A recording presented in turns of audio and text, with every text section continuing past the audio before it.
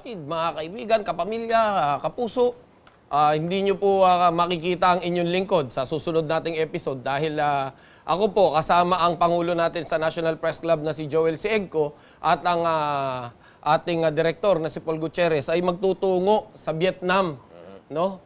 Para puntahan yung ating 40th Assembly. Yes. Yung 40th anniversary pala ng Confederation of Asian Journalists kung saan ang Pilipinas ang Pangulo ngayon sa pamumuno ng inyong lingkod. No? Dito, muli, yung hindi nasabi ni Pinoy doon sa APEC, sasabihin po natin doon sa Vietnam. Dahil yung ipopromote po natin sa Vietnam ay yung kooperasyon, no, ng pagkakaisa. Hindi yung ipopromote natin na magkahiwa-hiwalay itong Asian countries na ito. At the same time, of course, yung nangyayari dito sa agawan ng teritoryo, ipopromote po natin na maging mapayapa at magkaisa-isa tayong lahat. At syempre, pag walang patayan, walang pagdanak ng dugo, abay, mas magandang kinabukasan ng taong bayan. Hindi lang natin, kundi lahat ng tao sa buong mundo. Very good. Di ba? Good luck. At happy trip, Pangulo. Yes. Mga kapatid, anong gusto nyong pasalubong mula sa Vietnam? Naku, patay tayo dyan. Vietnam Rose! Vietnam. Wag yun. Dala ng mga Amerikano dati yan eh. Mga Amerikano may dala niyan dati. Hindi tayo pwede dyan. Paul yan. Makakatay tayo dyan. Okay. So, pupunta tayo sa Vietnam at muli, ipagmamalaki natin doon ang ating naging leadership bilang presidente ng CAJ na napakalaking pagbabago ang nangyari sa CAJ. Kasi ang magiging natin dito, ang magiging theme natin dito is relevance, no?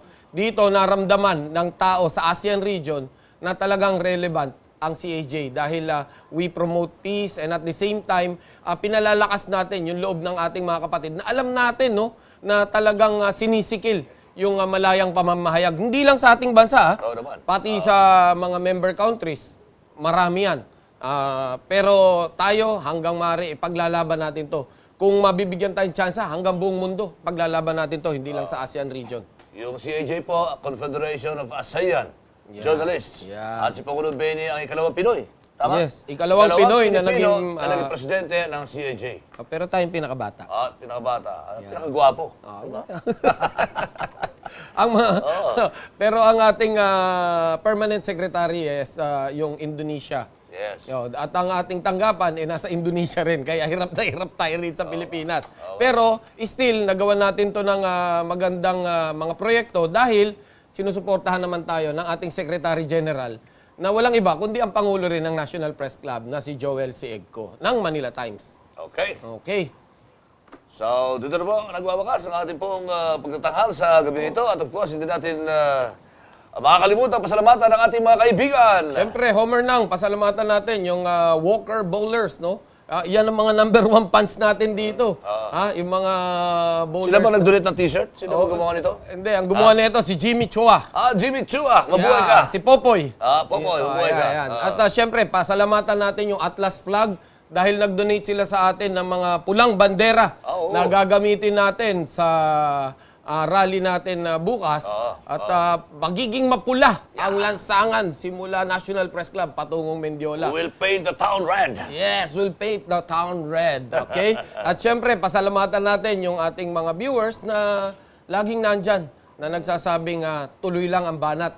Huwag kayong aatras. Dahil dito po sa amin, wala naman talaga kaming takot dito dahil binabackupan kami ni Ma'am Saiti. Yeah, Ma'am Saiti. Yeah, Ma'am Saiti. Thank you, Ma'am Saiti. Okay, pasalamatan natin ang ating kaibigan ng PG Flex. Wasak na ang bahay mo, buo pa rin ang linoleum mo. At siyempre, ito patuloy na sumusuporta rin sa atin kahit kailan. Robust! Ang buhay ay lalaki at titigas. Yan. Dito na po nagtatapos muli ang ating programa Hotspot. At sana po muli namin kayong makapiling sa susunod na linggo, mula alas 7 hanggang alas 8 ng gabi. Ang replays po natin ay Lunes at saka Martes. Basta't lagi po natin tatandaan, dito sa Hotspot, serbisyo ay wagas!